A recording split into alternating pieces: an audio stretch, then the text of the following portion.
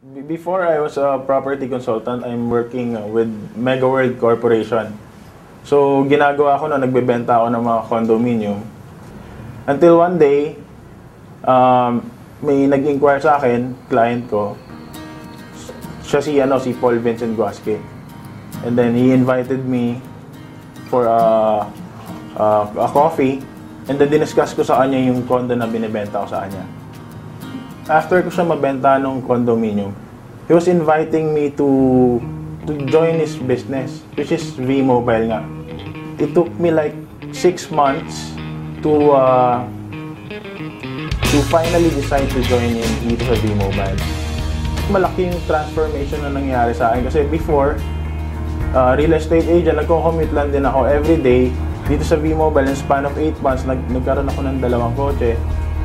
So dati, kami ng wife ko nag-commute. In just a short period of time, nagkaroon kami ng sasakyan. And then, in terms of financial, nag-improve din yung finances namin. Dati kasi hindi ako makabili ng damit eh. Kasi I'm a father of 2 kids. I'm supporting 2 kids. Siyempre, yung being a real estate agent, medyo limited lang yung sweldo ko. Naalala ko pa nun, I'm a man surviving 100 to 150 pesos lang a day. So, ginagawa ko, tinatsaga ako talaga.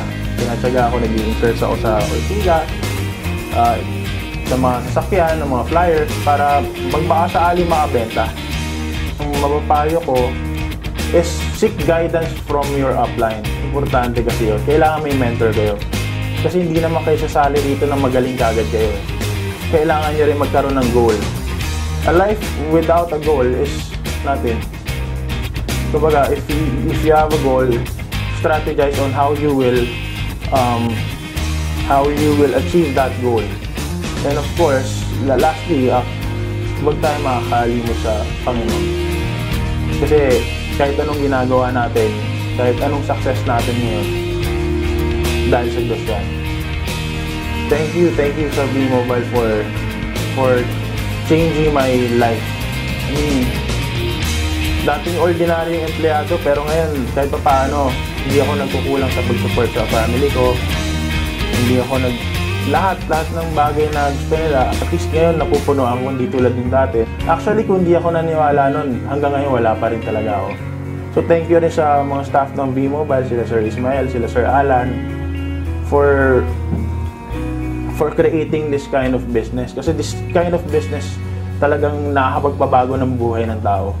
Yun yung masasabi ko. Sobrang grateful ako with this company. And I will be with this company habang buhay.